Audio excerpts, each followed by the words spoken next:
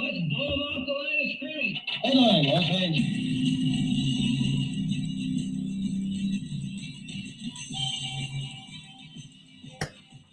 This is RamView, the February 13th, 2025 edition, brought to you by Kistler Law Firm.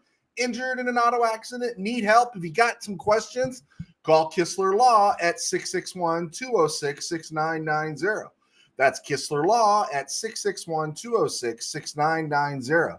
And check out KistlerLawFirm.com. Click on that QR code, KistlerLawFirm.com. That's one word. Kistler Law, they've been fighting for you since 92. And by Temple City Auto Repair, having some auto issues, get yourself some John and Henry at TempleCityAutoRepair.com. And of course, sports ball games. Be sure to join sports ball as we go into the off season and going into next year. All right. I am back. It was a week. I didn't want to broadcast from my hotel room. So we are here. We saw the Super Bowl. I spent the whole week last week saying why I couldn't take the Patriots. And then at the last minute, I thought I'm going to go against all what I think I know and just go on a reach. And in the end, I took the Patriots and I paid a massive price for that. I got slammed around pretty good, and that's okay. Everyone got slammed around hoping something was going to turn out well with that Super Bowl. It's always good to watch the Super Bowl. Do you want me to get into the halftime show? I really enjoyed ELO. I listened to ELO on my headphones, and man, I got to tell you, nothing beats ELO. I really didn't care. I'm not a Kid Rock guy. And, you know, the Bad Bunny stuff was all political. It really was, guys. I'm sorry. They were sending a message there. That's fine if the NFL wants to do it. I'm more upset about the Rams going to Australia than the halftime show. But it was real easy. Point, click, put on my ears, and I had the ELO for about 15 minutes. So that wasn't too bad. So a lot of stuff clicking in. Michael Negretti, thank you for being here. I do appreciate that. So stuff happening from Rob Havenstein to Terry McCauley, people talking about Puka to Australia, Cooper Kupp, and what the Rams are going to do. So we're going to look at a mock draft that was put out by the NFL.com by their guy Dan Parr. It's his first mock draft, and we'll look at that on the back half of the show here. And we'll just see how long we go. I don't want to dive in too deep, but here we go. Okay, Rams off season has gone whatever. Mike LaFleur has gone to Arizona. Raheem Morris, instead of coming back here, went to the Bay Area. Rams hire Bubba Vetrone as their special teams coach. Cliff Kingsbury is hired as an OC by the Rams. And the Rams extend McSnead for probably another 5 years. And then the big one that came down was Rob Havenstein retiring. And as we were talking here, was it really a shocker? I was surprised some people were listing it as a shocker. It did not feel like a shocker. I think we saw it coming. If you were in tune to the Rams, you knew this one was coming. He was a tough re-sign because of McClendon. He was a tough re-sign at a cheap rate because he is a right tackle. Hasn't played a left tackle anytime in the NFL. He wasn't going to move to guard. And so I will say this, I am really sad about it, but it is what the game is, right? It is what the game is, and you got to deal with it. And so thank you, Rob Havenstein. So I got something appearing here. Your guys' pictures are appearing here, but I'm not getting it the way I want it to appear. Let me see. Customize. I don't know. Radius. I don't know. What should I do? I can't seem to get your guys' comments there, but they're not very good. I can't see them as clearly, but we'll live with it. Next time I go to a football game, I'm going to let the side judge know when the chain gang is cheating. There you go. But we have a lot to talk about there, right? We have a lot to talk about there. $5 Steve. I listened to Buddy Holly and Richie Valens for 15 minutes. There you go.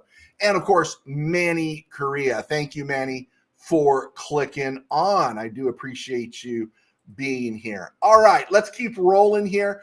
So Havenstein's gone. We knew this was coming, and that's a bummer but it is time. I think the Rams have an answer in Warren McClendon. Is he Jackie Slater? No. Can he be Rob Havenstein? Maybe. And so I'm feeling really confident about that. That's why I do not want to see a tackle drafted on the first day of the draft. If they want to get a tackle at number 61 or number 93, make a trade back, pick up another pick in the top 100 and draft a tackle. I'm good for adding the depth. I'm all into that. But I want to see them dance right now with Alaric Jackson and Warren McClendon. All right. And, of course, the big one today, which Steve was hitting on. Let's see. What do you think about this guy? This guy is Terry McCulley. Terry McCulley called the NFL as the rules analyst, review analyst for Prime, called the NFL on that 2-point conversion. And that led to the overturning of what was called an incomplete pass. And yeah, look at that. What do you think about that? That guy called the NFL, and the NFL responded to what he did. Bad mojo. If Prime had any character, Prime would fire him and not bring him back. But the subjectiveness right here is just brutal, right? Right? It's when we act and when we don't act by the NFL. So the NFL looks bad. McCulley looks like a bum. And when does replay assist get used? But they take an outside call, right? Why didn't McCulley call when Diedick was flagged in the end zone on the ineligible receiver downfield that took away a touchdown from the Rams, right? He didn't call then, did he? Right? And on the air, he said it was a missed call, but he didn't call. So my question comes back, in an age of conspiracy, my thing is, did McCulley have money on the game? Right? Probably not. Maybe. I'd like to think not. But help me. Help me understand this. Help me deal with this, because this is brutal. This is bad. And no one's going to do anything about it, because everyone is all conditioned to just say amen. Everyone's conditioned like it's 1984, and the Ministry of Truth, which is the NFL front office, keep pushing out all these narratives that it's okay, that don't talk about the league, don't say anything bad, don't do any of those things. I think that's one of the worst things I've ever heard. At least keep quiet about it. Don't talk about it. And at the most, if you didn't do it, come out and flat out deny it. And there has been no denial, at least to this point. This is terrible. It's a terrible look for the NFL, because now all the people who think about betting and different things are in place.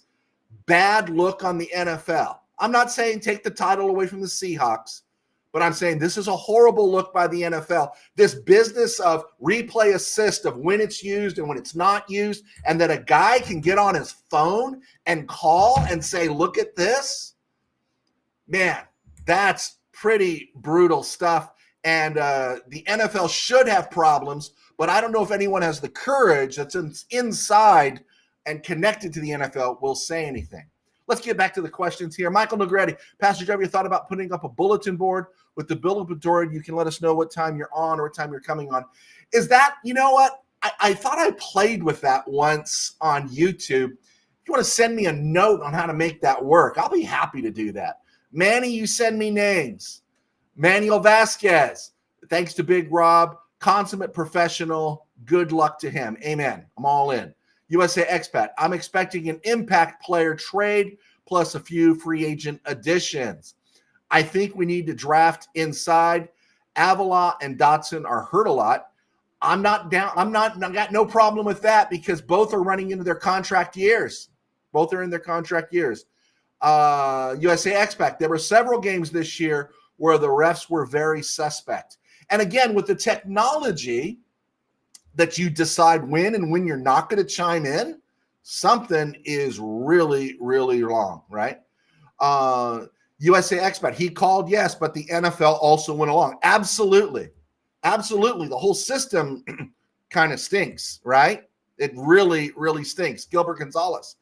NFL should call Terry and not allow him to do any games ever again. And how did they not see the face mask on Matthew Stafford? There you go, right? The subjectiveness of how this is used. The technology is all there now. The technology is there. They've brought the technology into every aspect of the game.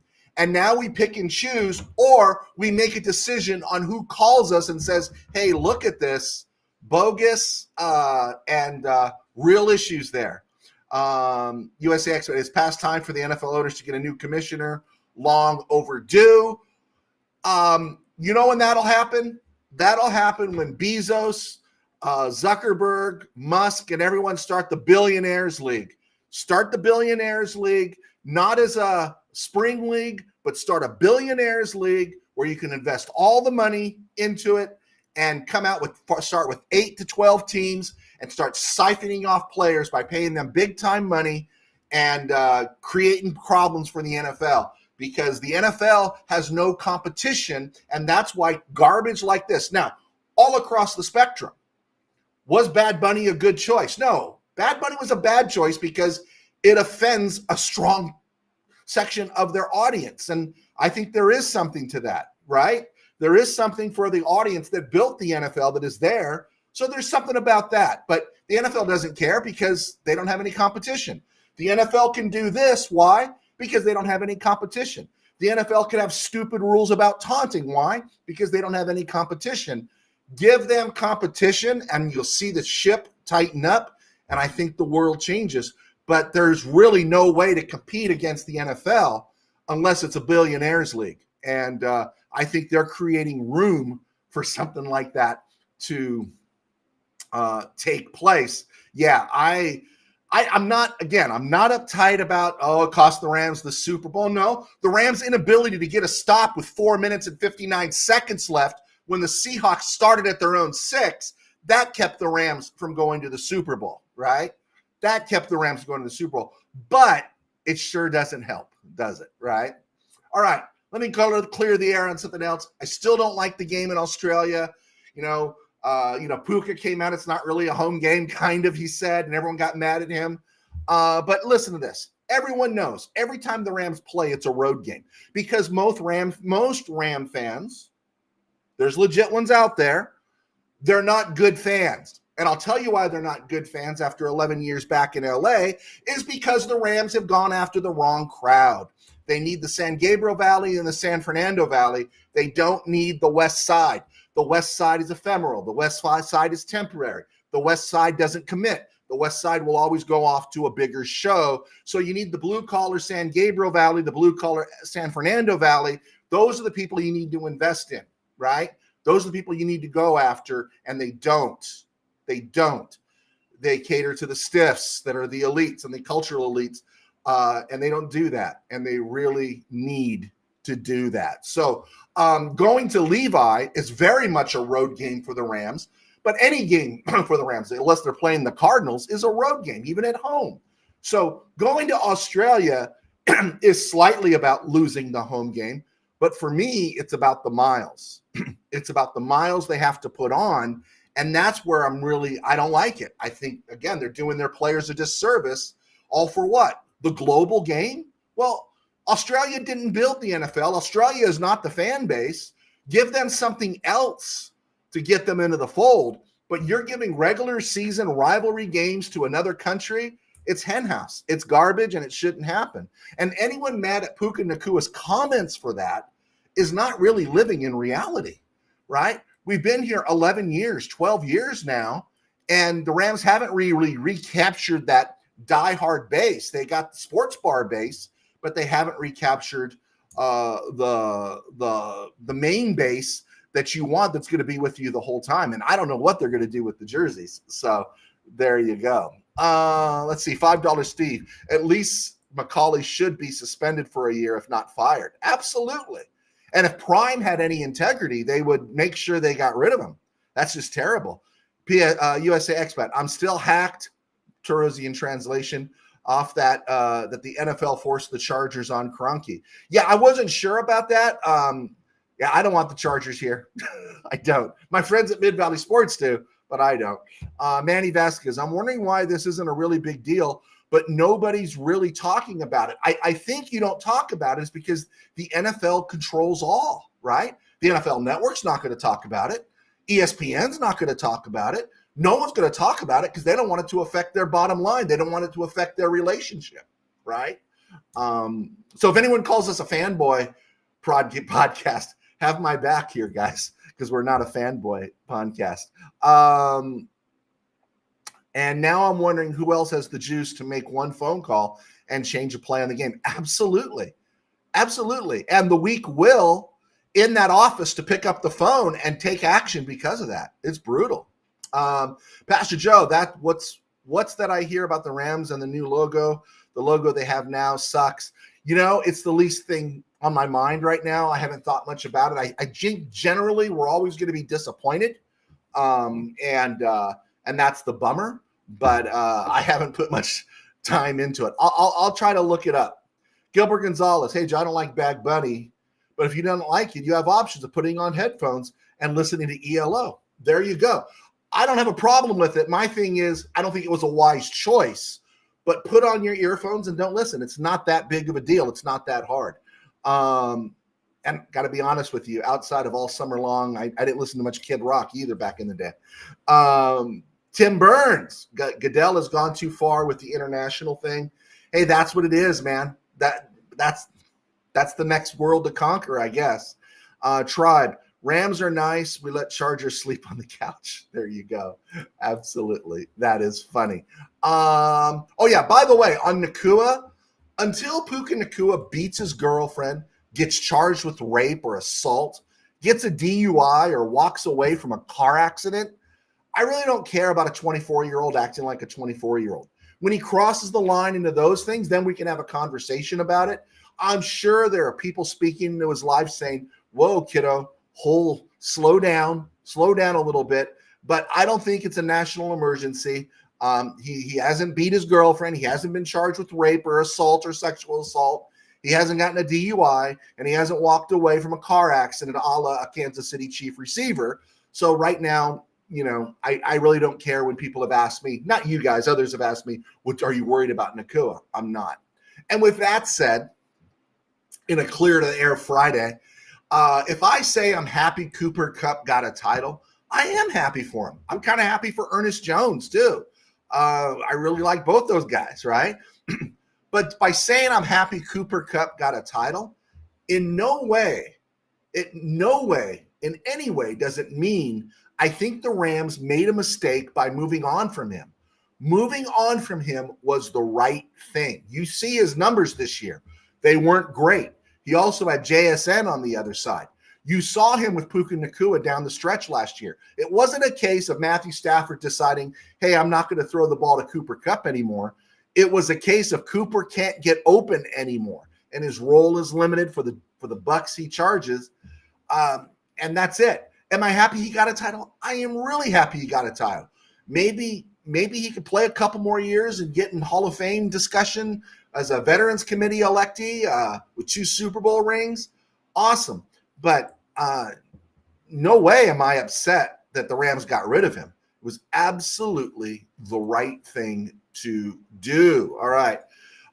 USA Expat, biggest obstacle in signing big name free agents is Governor Newsom and all of his taxes. Well, you got to pay those taxes in Chicago. You got to pay those taxes in New York. Yeah, those are a real thing.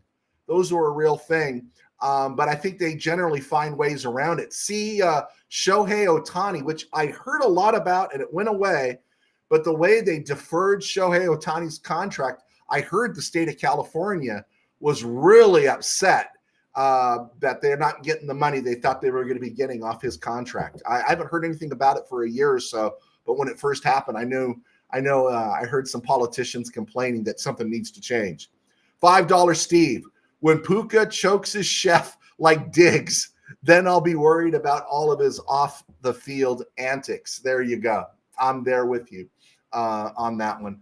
And it could happen. I don't want it to happen, but it could happen. Amen. Amen. Pastor Joe, let me get you up here since I don't like the way this looks right now, guys. I don't like that look. I had another look before, and I don't know where that look went to. I don't like it, so I'm going to give you this one. There you go. Pastor Joe, all the sports leagues are a bunch of hypocrites. The players are not allowed to bet, but all the leagues allow the betting on the games. That's wrong. Bunch of hypocrites. A lot of stuff there. And I will say this. This is one of my fears. Of course, I want huge success, right? It's why I'm connected to sports ball games, because I'm hoping we have enough success that we grow and everything, but there's going to be that moment where you're going to do FanDuel, you're going to do DraftKings, you're going to do some kind of gambling thing to go to the next level, and I just can't do it. I can't pull the trigger because I really do think I'm not condemning people, I'm not high-roading people, but gambling's just in every aspect of our life now, and it's scary, right? It's scary, and it could touch anybody, like an NFL rules analyst in a booth calling an old friend at the NFL office, right? It puts everything on the table. My wife said this about COVID and after COVID and then the election process and everything. She just said it's almost like the cultures are demanding us to reevaluate everything being a conspiracy, because in the age of conspiracy, why wouldn't we think about Terry McCulley? Oh, that was a missed call on Justin Diedick. They shouldn't have made that call, but I'm not calling the home office. But, on that 2-point conversion, I'm calling the home office. I don't even if his intentions were good, he crossed the line. It smells to high heaven. So there we go. Gilbert Gonzalez, moving on from Cooper was fine. Should have moved on from Tutu also. McVay convinced himself, and McVay couldn't get the job done.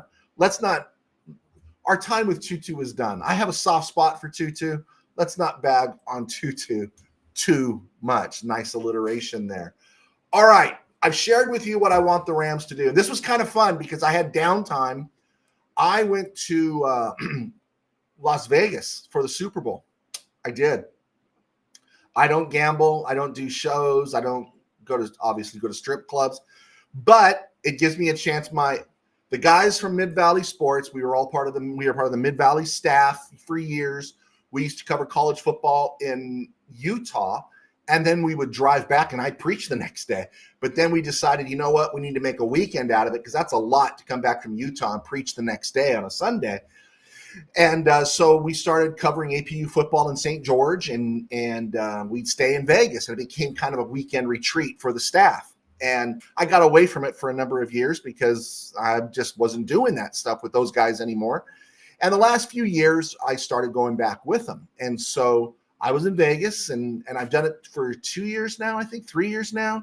And it's kind of fun. You're watching there. And it gives me when the Rams aren't playing, it gives me a nice demographic view of what's going on in the game. I'm in there with 1,000 people of every demographic there is. I can tell you, nobody paid attention during the Black National Anthem, and I thought somebody should complain that they did the Black National Anthem and then was it Green Day after it?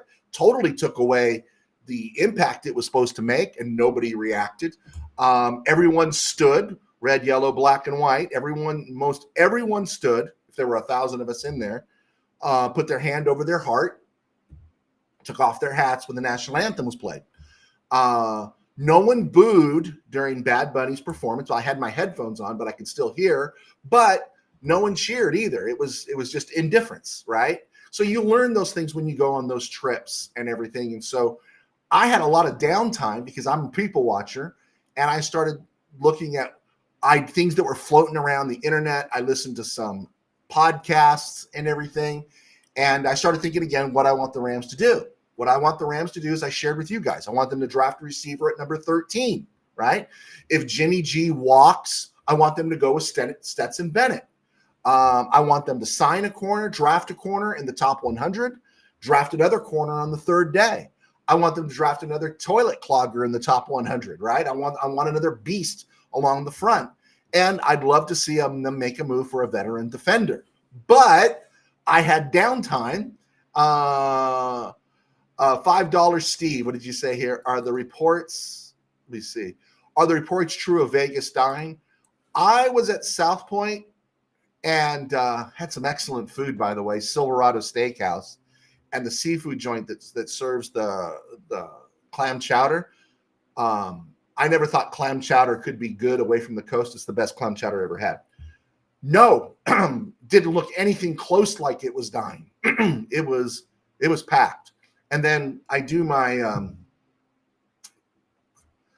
sermon prep. I walk the strip one day just to see things that someone I'm not part of that culture would see. And there were people everywhere. It didn't feel like it at all. And maybe because it was Super Bowl, maybe it's better to judge it on another day. I was there until Wednesday and didn't look like there was any letdown, right? Except on the way home, the traffic was clear, which is why we do the late leave. But let me get back to this one here. I want the Rams to draft a receiver at 13. I want Stetson Bennett as the backup if Jimmy G walks. I want him to trade for a corner or sign a corner and then draft another one in the top 100, draft another on the third day. I want another toilet clogger on the defensive front. And I would love to see a move for a veteran defender like Max Crosby. Now, with all that said, I had a chance to listen to other people. And I listened to other podcasts, other things, and a couple things came up that, Les Snead put out that stuff that expect the Rams to make an all-in move for a corner. I'm really curious to see what that means. Is that a free agent signing with Jalen Watson or Jamil Dean? I want an experienced corner, right? I don't know who's trading a top corner. Denver's not trading Patrick Surtain, right? The Texans aren't trading Stingley. I don't think we want Sauce Gardner. I never wanted Sauce Gardner.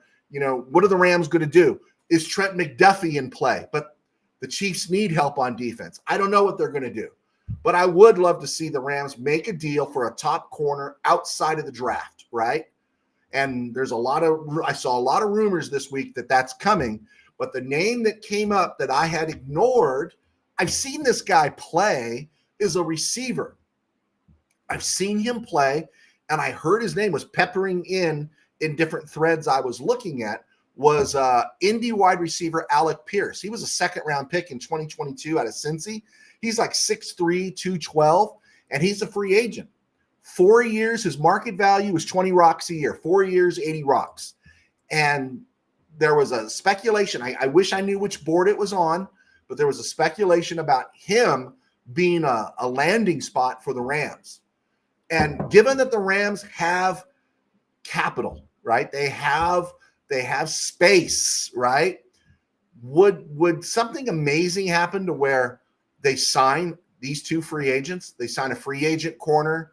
They sign a receiver like Alec Pierce, who would be around after Devontae Adams plays out his term with the Rams, that would be available there when Puka Nacua goes down. And then with picks 13 and 29, the Rams could get really creative because they have the cap space.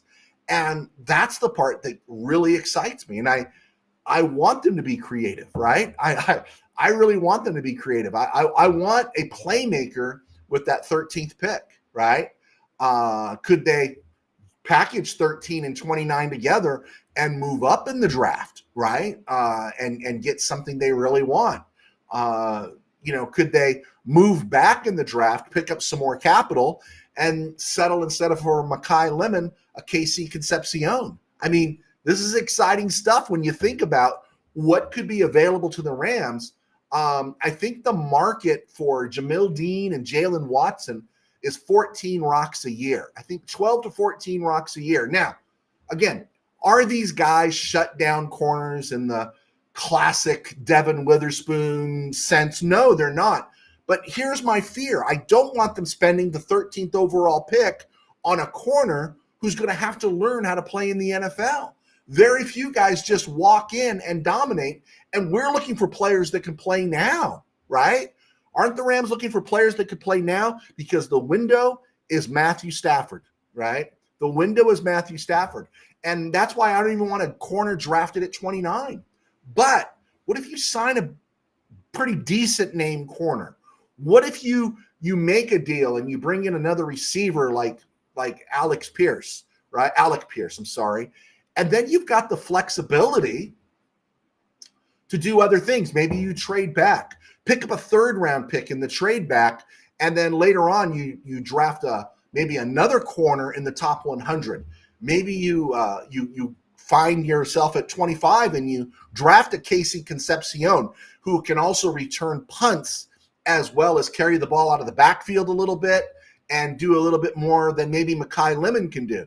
Doesn't have the hands Lemon has, but there's just the possibilities here are exciting if you're a Ram fan. They've got money to spend. You can defer it forward. They got capital next year they can spend now, and then they can have a lot of flexibility with these two picks. I'm excited, actually. The more I think about it, it's one of the few things that's gotten me excited. Let's see, USA Expat. How about picking up another solid tight end? We're going to be interested to see how things play out between now and March 11th, when the new season opens with Tyler Higbee, right? Do the Rams bring back Tyler Higbee? The guy right now, for the last 2 years, has not been healthy. What do you do? And I'm hesitant to see them go high in the draft again for a tight end. Now, do they draft one in the later rounds? Sure.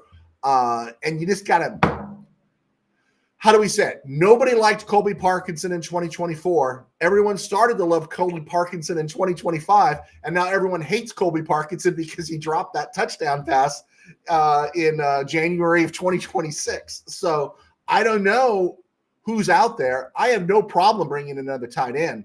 Again, Parkinson will be in his last year. Higbee's in his last legs. Ferguson, I don't know. I mean, we'll see. We'll see. Ferguson lined up wide more than he lined up in line. And so what's his future, right? Is he a rich man's version of Gerald Everett? We're going to find out. But man, you bring in an Alec Pierce, right? You draft a Mekhi Lemon. You develop a Terrence Ferguson, and next thing you know, they're talking Aaron McVay before they're talking Air Coryell, but again, sign a free agent corner. And people will be really upset if the Rams don't draft a corner in the first round. I'm okay with it. They don't have to do it, right? Draft him on the second day, and then sign a free agent, a Jamil Dean, a Jalen Watson. We'll see how it plays out, but the way McSnead is talking, or at least Les Snead is talking, is that this is a real possibility. So I don't know. I want to see something big in that regard, but if they can get stuff done without losing draft capital, can you imagine going into that draft knowing you're strong at receiver? But as you guys have talked about before, as you guys have hit me with before, a little bit of the Don Klosterman approach, best player available. Best player available, which was extremely highlighted when I was a kid and I didn't understand it. McCutcheon runs for 1,000 yards. Bertelsen runs for 854 yards. And then with the 11th overall pick in 74, the Rams take John Capoletti, right? Capoletti had a nice career for the Rams. Probably wouldn't have drafted him in retrospect at number 11, but why did you draft him? Because the theory was best player available. And I think the Rams, if they can sign that free agent corner, if they can acquire him without losing too much draft capital, then they are in a position where they can draft best player available. Caleb Downs. I saw him in a mock fall of number 11. Anyway, as George Allen said, the future is now this is Gilbert Gonzalez, guys. The future is now trade all the picks, get Max, the cornerback in free agency, and whatever else we need in the later rounds. And we've seen the Rams demonstrate they can develop players in the later rounds. Latest example being Warren McClendon. All right. Okay. I'm Joe Tarosian, sports writer for 21 years. Thanks to Kistler Law. Get the compensation you deserve. Be sure to check out Kistler Law. If you have any questions, I was happy to steer somebody there about a week ago. Major things on the NFL calendar. March 11th is the new league year. Trades are finalized at that time. Free agency opens up. League meetings are always interesting, March 29th through April 1st. Hopefully they'll suspend Terry McAuley for a year. I wouldn't count on it, but that would be the right thing to do. April 23rd through the 25th is the NFL draft held in Pittsburgh. There you go. All right. Let's see here. What else we looking at? Boom, boom, boom, boom, boom. All right. Yeah, I like this one. They come and they go, Hobbs. They come and they go. They come and they go. I just saw a link on this. Darrell Henderson, former Ram running back, who played really well in Super Bowl 56 along with Cam Akers. Think about that. Everyone's talking running back again. The Chiefs won back-to-back Super Bowls with Isaiah Pacheco, 7th-round pick, playing running back. Rams won a Super Bowl with Cam Akers and Darrell Henderson playing. Just wanted to throw that out there. I hope Darrell Henderson finds success in the CFL. Chase Blackburn, fired by the Rams after that Week 16 debacle. He has signed with the Atlanta Falcons. So the Rams take the Cleveland Browns defensive coordinator, Bubba Vitrone, and the Falcons, under former Browns HC Kevin Stefanski, hire Chase Blackburn as the under special teams coach. He's not the coordinator. He's just one of the guys, but he got a job. So good for Chase Blackburn. And hopefully we play them, very, very soon. Let's see here. Let's keep moving. Oh, did you see the one about Derek Carr would come back for a contender? That one was really interesting. Derek Carr would come back for a contender. I like Derek Carr. I think he was shell-shocked by the time he got out of Las Vegas, and he needed a breath of fresh air. And he went to New Orleans, which wasn't a healthy place at that time. So I think Derek Carr, a year away, body healing, going someplace legit. Remember, he played for Dennis Allen in New Orleans. He didn't play for Kellen Clemens. And remember all the disasters in Las Vegas and Oakland for the coaches that he played for. So Derek Carr, if Sam Darnold can be redeemed with the narrative of get that quarterback with the right kind of coach, could Derek Carr be somebody that the Minnesota Vikings take a flyer on? Could he be, somebody that if something bad was to happen to Matthew Stafford next year and Derek Carr is floating out there, could Derek Carr be somebody they bring in as an insurance policy for Stetson Bennett, right? Just throwing it out there. Where else would he go, right? There are other places out there that's a really interesting call. He wants to play for a contender, but I would say the Cardinals, but the Cardinals aren't going to be a contender. But there are places out there. Pittsburgh, right? Pittsburgh would be kind of interesting if Aaron Rodgers leaves. You bring in Derek Carr. There's a mock draft here that has Denzel Boston going to the Steelers. You bring in Denzel Boston to play alongside DK Metcalf, and you got some big-time receivers there, an offensive line that's developing. I think Steeler fan Rob would go for that. But Derek Carr coming back it's a really interesting thing to think about going forward. All right. Glad you guys are joining us. I really do appreciate you guys being here. Let's look at the Rams draft board right now. As of right now, Rams are drafted at 13, 29, 61, and 93. That's 4 picks in the top 100. One of the things I think I floated out last Friday was I talked about Casey Concepcion. And his biggest hit is he doesn't have the best hands on the planet. Makai Lemon's biggest thing is Makai Lemon has, manos de pegamento, right? He has hands of glue, right?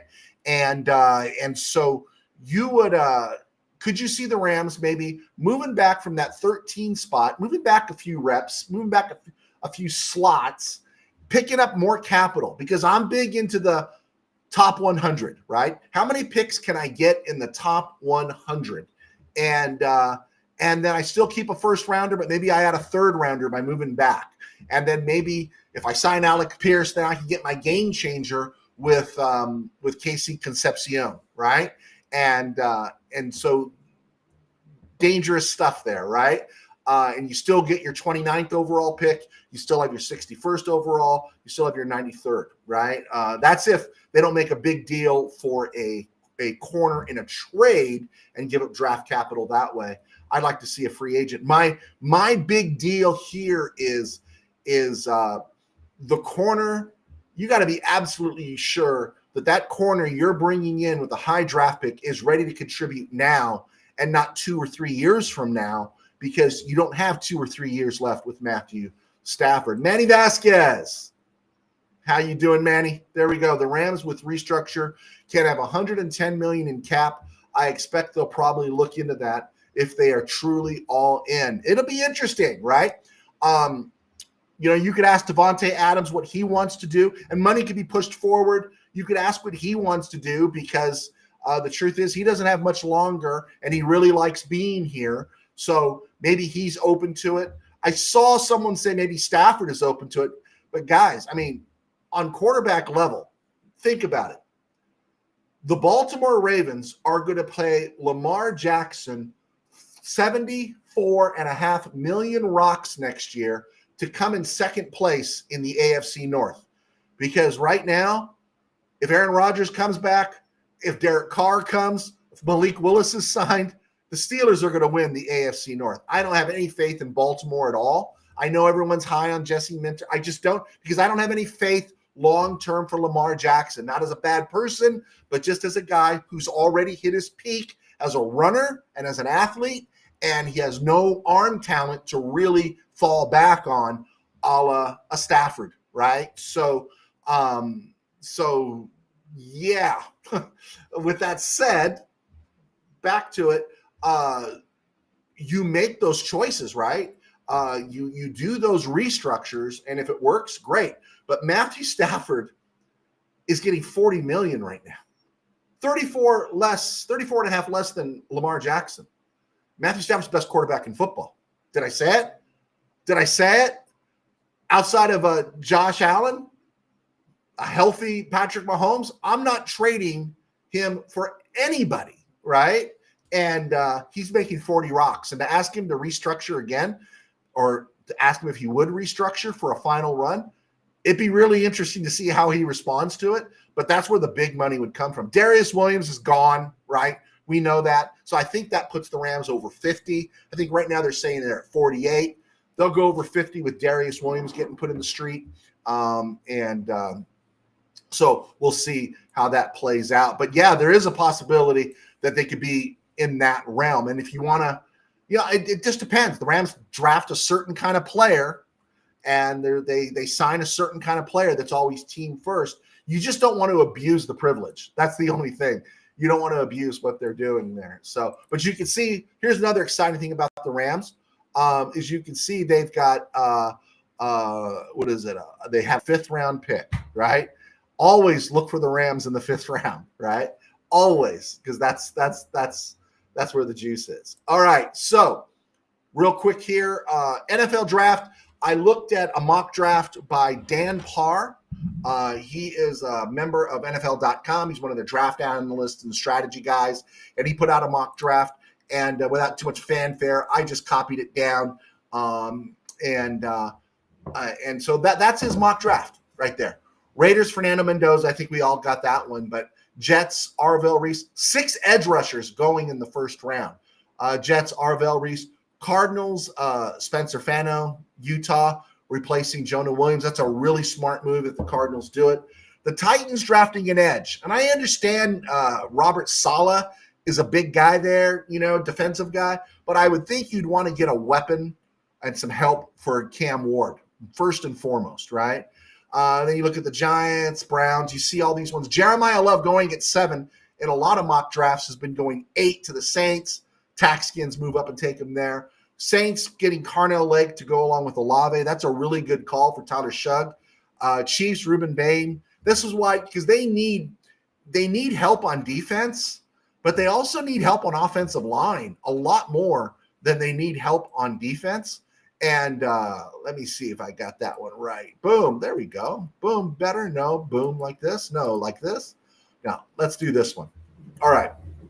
But you see where Trent McDuffie might not be available in a big trade. We'll see what happens there. But for the Chiefs there, Reuben Bain, okay, you grab him, which I understand he's a beast, but don't they need offensive line? Don't they need to think of getting a top-rate receiver for Patrick Mahomes at this stage in his career? It seems kind of crazy. Bengals, that's a good call on Ione. Dolphins, Mansour Delane. Cowboys, Sonny Styles. This draft has the Cowboys going heavy on defense. And then this guy has Mekhi Lemon going to the Rams at 13. I saw a recent Daniel Jeremiah mock, and he has Mekhi going to the Rams at 13. I'm not going to complain. I'm not going to complain at all if that happens, but I'm curious to see how it happens because he's the second receiver off the board. Carnell Tate feels like the safe bet. I thought Jordan Tyson would be the first one, but they got him going to the Ravens, and that's a good move by the Ravens, finally drafting a receiver. And then you see there with the Buccaneers and the Jets. And then let's put this one up there right here. The Lions taking offensive line. That's a good call. I'm kind of surprised the Vikings. I thought the Vikings would be thinking offensive line. They feel set on defense. You're looking at the other ones here. Again, more defense for the Cowboys. I do like the Steelers and that Denzel Boston thing. That's a good call for them if they decide real quick who their quarterback is going to be. But look at number 22. Did you see number 22 there? Why would the Chargers draft a safety? I understand Derwin James has got mileage on him. You want defensive players. But that should be a trade back to load up with some more offensive linemen to protect Justin Herbert. I get this feeling that their bookend tackles are going to be healthy next year. They're going to take care of the stuff in the middle maybe, but this is the year that Justin Herbert goes down for a long-term injury. I remember it with the Rams. Sam Bradford played through a lot of bad teams, took a lot of hits, played hard, thinking he's going to go to the next level. And just as the defense kind of started to really come into its own, that's when Bradford had those back-to-back seasons with the injuries. And so if I'm the Chargers, everything is about Justin Herbert, right? You know, all the way down to what's his favorite beverage, right? You just take care of Justin Herbert. I don't see drafting a defender the smart move there. Eagles, Blake Miller, because Lane Johnson's talking about retirement. Monroe Freeling, who a few weeks ago, about 10, 12 days ago, was being forecasted as a 61st overall pick, is now climbing into the first round. He's got 16 starts. He's massive. He's got huge size. He's been projected in some mocks to the Rams, but 16 starts, I don't feel comfortable with him. I just don't. Bears drafting a safety because everyone else is a free agent there. That makes sense. Bills drafting Caden McDonald. I think that's a great call for them. I'd rather have him come to the Rams. Casey Concepcion, I encourage you to watch his highlight film. I love Casey Concepcion. Going to the 49ers, I do not like. Jets drafting Ty Simpson. They got 3 number 1 picks, and they're going to waste one on Ty Simpson. Trade back. The Jets' problems are everywhere, right? It's not just at quarterback. And then this is the first time I've seen the Utah guard projected to the Rams, Caleb Lumu. I'm not against the Rams drafting somebody on the offensive line, but let's do it in the top 100. Let's not do it right now in the first round. The argument for this that Parr made was that Havenstein's retired, McClendon's played well, but it might take a few years for Caleb Lumu to come up to speed and then start taking NFL snaps as a starter. And yeah, that just doesn't fit the Rams timeline. Rams can't draft somebody. They can't draft somebody and then wait for him to play. No, everybody that they draft right now has to be drafted with the expectation that they're going to play. Broncos, Kenyon Sadiq, tight end. It's a good call for them. These are all good calls. Patriots, TJ Parker, edge. They need that guy. And then the Seahawks, Colton Hood, because they're out of the Tariq Woolen business. If only the Rams could close that deal, Tariq Woolen would probably be in the street already. So there you go. Let me know what you think about those. Let's take a look here. Neil Gonzalez. Good to have you, Neil. I would never root for the Patriots to win a Super Bowl, except if it were against the 49ers. Well, my motivation for that was I wanted Sam Darnold to have a miserable game, and I wanted doubts to arise about whether he's their long-term answer up there, right? Now, here's a couple things that I didn't clear the air on because it didn't necessarily center on the Rams. Is I actually, in my hotel room, caught Colin Cowherd comparing this Seahawk defense to one of the best Super Bowl defenses ever.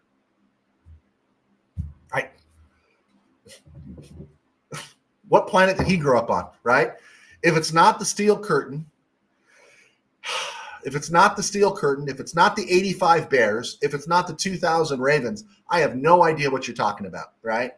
I think they ran into a team they matched up really well against, and they beat them. And they played a young quarterback, and they beat them. And to call this Seahawk defense elite or all-time great, sorry, it's not, right? It's not. And so I think we're going to see that next year when they play a Super Bowl winners schedule. You'll see them come back down to earth a little bit. But the other question was, are you sold on Sam Darnold? I was really surprised to hear one guy say, Sam Darnold's okay. Sam Darnold's not great. They didn't win that Super Bowl because of Sam Darnold. They won it because of their defense playing a young quarterback. And I thought there was some merit to that. And I'll still say it. I said it last year when the Seahawks signed him and brought him in. Sam Darnold doesn't scare me. Does Sam Darnold scare you? Sam Darnold does not scare me. All right, let's keep rolling here. Hate the first game overseas. We lose a home game. Exactly, Bill. We were talking about that at the top. And, Puka Nacua said, well, we don't have much of a home field advantage anyway at SoFi. And people were getting on his case. And that's true, right? And, of course, they had even less one at Levi Stadium, right? So you lose the modest one, or at least the no-travel one at home, and now they're putting you on a plane for, 19,000 hours, or was it 19,000 miles to go to Australia? That's just ridiculous. And the players' unions are fraud, right? They should be protesting all of this. It's wrong. It's just stupid. So my issue isn't necessarily losing the home game, which is a little bit about that because we know how it works in LA.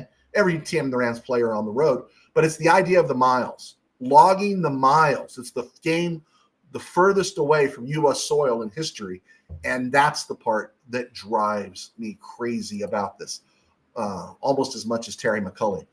USA expat, my dad always said, I do not care who the Rams select with their first pick as long as he is a starter. There you go.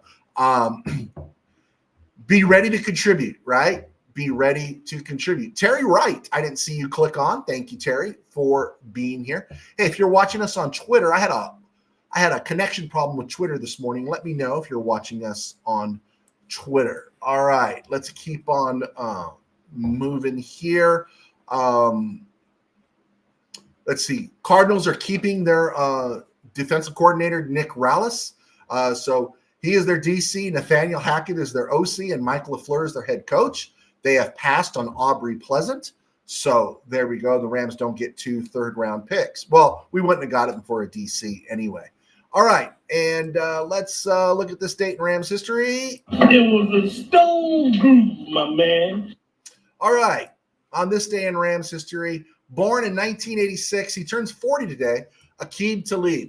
We didn't get a lot out of Aqib Talib, but we got a great season out of him in 2018. Maybe not his best, but we got the best, the last of the best of him. I always thought it was ironic that in 2018, you had Marcus Peters and Aqib Talib. By mid-season of 2019, they were both gone. Talib to Miami, and I forgot where we sent Marcus Peters, but they moved Marcus Peters, was it to Baltimore or something? The Rams got out of that business really, really fast. Tomorrow is February the 14th, Valentine's Day, but on February 14th, 1974, the Rams hired Elijah Pitts as running back coach. The guy he replaced was Dick Vermeil, who took the job at UCLA. On February 14th, 2012, the Rams hired Les Snead as the club's 17th GM. He followed Dutch Clark, Dan Reeves, Chili Walsh, Pete Rozelle, Elroy Hirsch, Don Klosterman, Ray Nagel, John Shaw, Steve Ortmeyer, and Vermeil. Then a whole lot of nothing. I won't go into everyone else. in regards to Billy Devaney, Charlie Army, all that kind of stuff that they did. But on this tomorrow is the 14th anniversary of hiring Les Snead. I think he's done pretty well. Also, Eric Weddle retires permanently. And then on February 15th, 1999, the Rams, that's Sunday, this coming Sunday, big day in Rams history, February 15th. Rams signed guard Adam Timmerman to a 5-year contract. Timmerman was lights out as an offensive lineman, great player, great signing. And on that same day, they signed Trent Green to a 4-year contract. Yeah, Trent Green, unbelievable. In 2002 was a bad day. On February 15th, 2002, the Rams lost Zahir Hakeem, London Fletcher, and Ricky Prohl. They all became free agents and all moved on. Prohl got to another Super Bowl. London Fletcher had a Hall of Fame career that nobody is acknowledging. And, of course, Zahir Hakeem went to the Lions and got kind of lost up there because they're the Lions. Yeah, all right. Anyone remember in 2013 the Rams hired Tim Walton as their defensive coordinator? No, I don't remember that either. Born February 15th in 1940, John Hadle. Born on February 15th, 1942, Jim Nettles. Born February 15th, 1947, Steve Priest. And born February 15th, 1958, Irv Pankey. So when you're having your Sunday brunch this Sunday, be thinking of John Hadle, Jim Nettles, Steve Priest, Irv Pankey. John Hadle, great 73 season, 4 touchdown pass to Harold Jackson in 73. Jim Nettles led the Rams in interceptions with 6 in 72. Gave the Rams, I think 3 or 4 good seasons. Steve Priest, yeah, he screwed up in the playoffs in 73, but also that season he had a fake kick return for a touchdown against the Chiefs. And Irv Pankey, one of my guys that I think never gets enough respect, was a lockdown left tackle for a decade of the 80s for the Rams at left tackle. Did a great job. He'll be celebrating his birthday as well. Wanted to get those shots in before we go. At the top, real quick here, just to acknowledge those that came in late.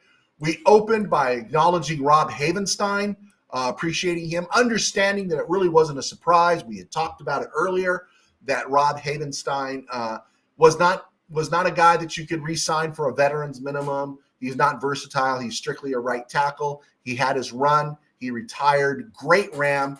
How do we want to label him in the modern era? Charlie Cowan played some right tackle before Bob Brown got there. Bob Brown was only 2 years as the Rams starting right tackle before going on to the Raiders and, of course, the Hall of Fame. So he's hard to judge. I like John Williams a lot.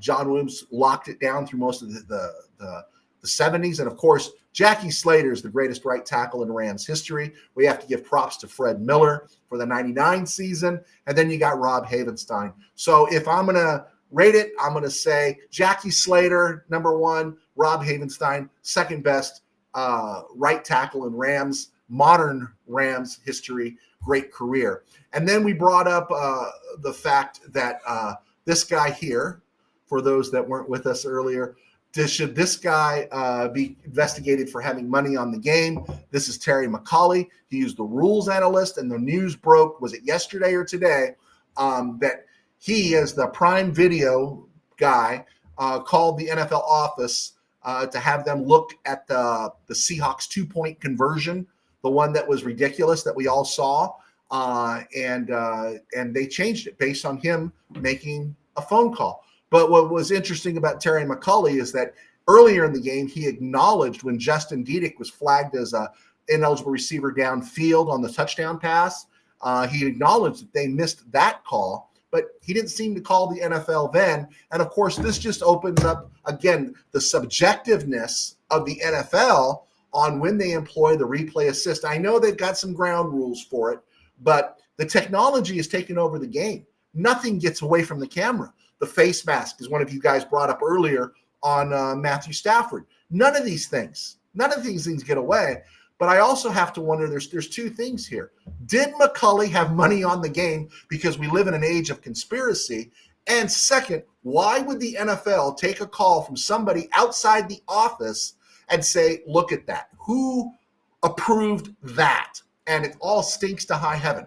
Does it change the outcome of things? I'm not going to say it taints the Super Bowl for the Seahawks or anything like that. What taints the Super Bowl for the Rams and makes it that it's hard for me to say the Rams would have won the Super Bowl is they couldn't get a frickin' stop with 4 minutes and 59 seconds against the Seahawks to play in the championship game, and they had the Seahawks marooned at their own 6, and they couldn't get a stop. That would kept the Rams to going to the Super Bowl, right? But this Terry McAuliffe thing should really be investigated because it stinks to high heaven. Did he have money on the game? You have to ask that question now. We live in the age of conspiracy. You have to ask that question now. I shared again that I don't like the game in Australia, mostly because of the miles. And Puka is right about it. Anyone getting mad at Puka for talking about SoFi not being a home field advantage is not living in reality. Also shared that until Puka beats his girlfriend, gets charged with rape or assault or a DUI or walks away from a car accident, I really don't care hearing about him. I'm happy. Another thing I said is happy about Cooper Kupp winning a title, but in no way do I think the Rams made a mistake by letting him walk. Did I get it all in? Did I get it all in? I think I got it all in. All right, as we come up to over an hour. Wow, you guys carry the show, man. No football going on, and we do an hour-long show with just you guys talking and stuff, going back and forth with me. Trading John Hadl and set up 74, set up the Rams for the rest of the 70s. So, Steve, here's the beautiful part about that trade.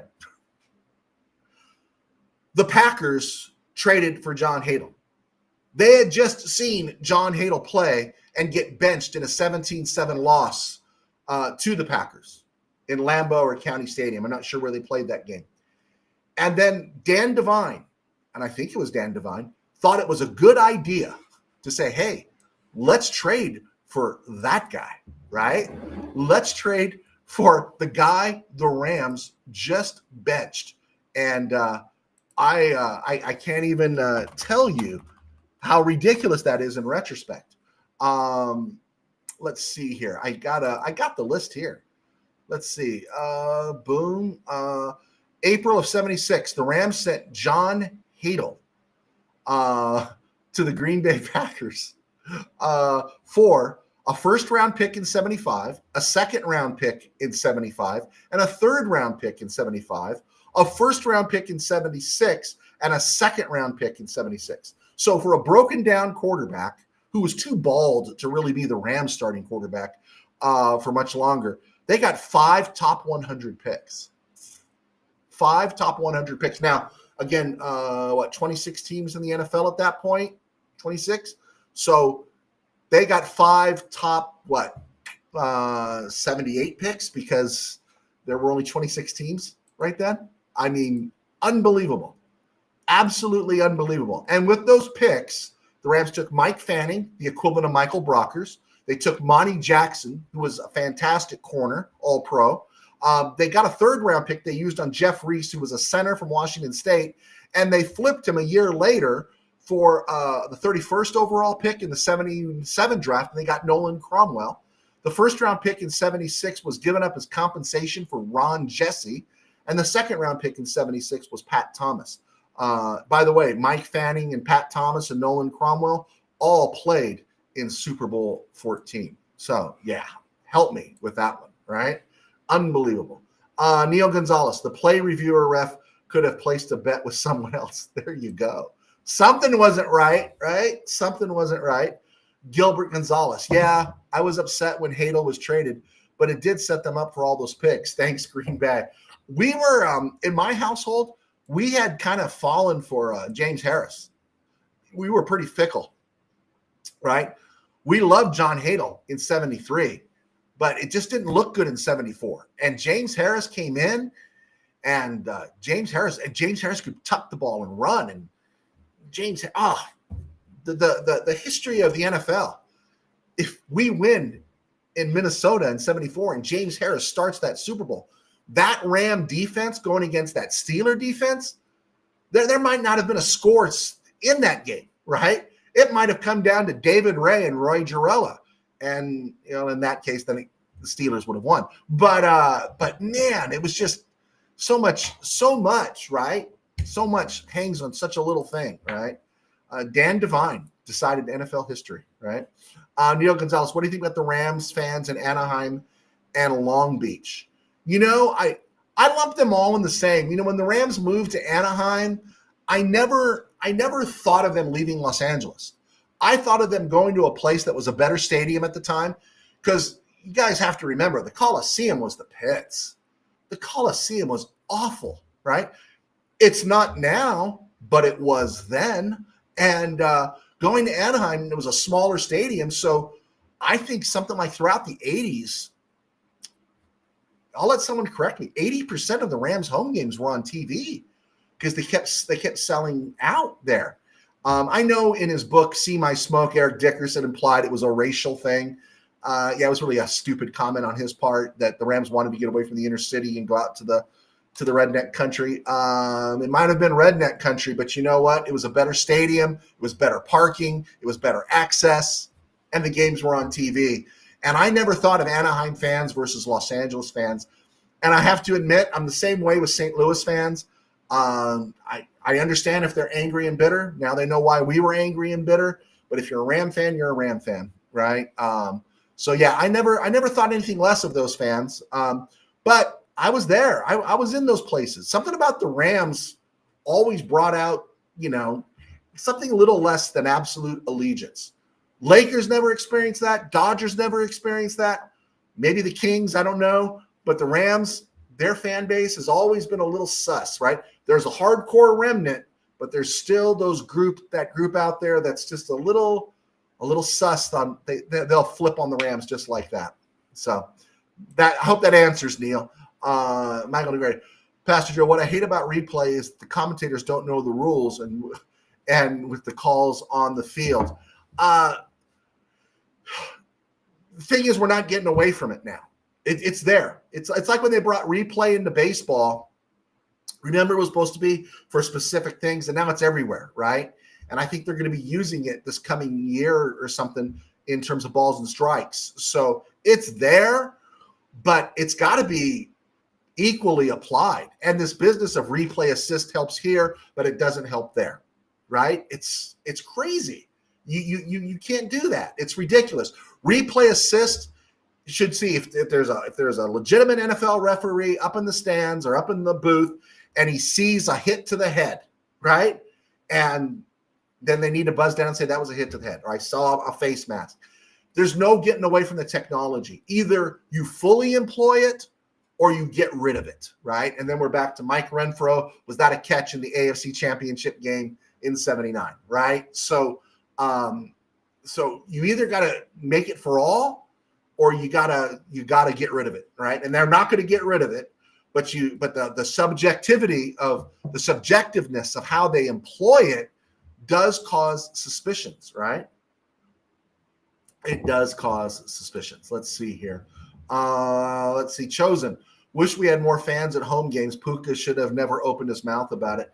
I don't have a problem with him saying it. I really don't. There are times they've said the Rams have had to use silent counts at home. If there's a problem with anybody here, you go to Demoff, you go to Kroenke, you go to the whole front office. They've reached out. They've catered to the West Side instead of going to the blue-collar San Fernando, San Gabriel Valleys for their base support, a group that would probably never leave them instead of the cultural elites. Yeah, there you go. Maybe I'm a bit Marxist on that one. Let's see here. Michael Negretti, pom-pom mom. Yeah, brutal, right? Brutal. Pom-pom mom. What was it you said there? Gilbert loved pom-pom mom. 60-year-old cheerleader. She looked 80 by comparison, right? By comparison. Have you seen 60-year-olds now? Have you seen Christy Brinkley at 75 or whatever she is? Poor pom-pom mom. The world has changed, right? Yeah, there you go, Steve. $5 Steve. Baseball will have a ball and strike challenge system. Absolutely. All right. Dang, guys, we did pretty good. Hey, guys, let me throw this up here one more time. I didn't get this in here. Rams home opponents, scratch the 49ers, Seahawks, Cardinals, Cowboys, Giants, Packers, Chiefs, Chargers, Bills, and then, of course, Eagles, Texans, Buccaneers, Raiders, Broncos. So look what you got there. You're going to Australia, and then you're going to the East Coast with the Eagles, East Coast with the Texans, pretty much the East Coast with the Buccaneers. Yeah. I'm not real happy about that at all. But please do me a favor. Send me your mock drafts. You guys got my email. Let's see, JTBank 1964 at yahoo.com. Send me your mock drafts. I'll be happy to post them here, and we can talk about them, and we'll go from there. All right, guys, I got to let you go. It is. I am not going out for dinner tomorrow night with my wife for Valentine's Day. I know people think, wow, you should take your wife out on Valentine's Day. No, instead, I'm going to take her out tonight. Less crowds, better parking. Take it from me. All of my eating decisions are based on, is there available parking? Food is second, but the first thing is, can I park? Or is there valet? Guys, thanks for clicking on. I do appreciate you. Thanks for hanging with me. We'll be back Monday. We'll be back on the draft, breaking down a room. I think we're going to look at the linebackers on Monday. Dolak, Spates, Landman. Let's see, $5 Steve. That's one of the more marquee home slates in a while. All right, guys.